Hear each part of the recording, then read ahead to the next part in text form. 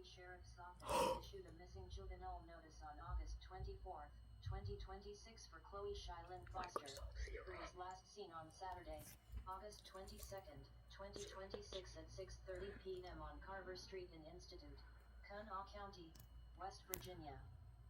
Foster is described as 5 feet 11 inches tall, 105 pounds, with long black braided hair and multiple tattoos, including names on her left arm, a name in red ink on her neck, and a faded rose on her right arm.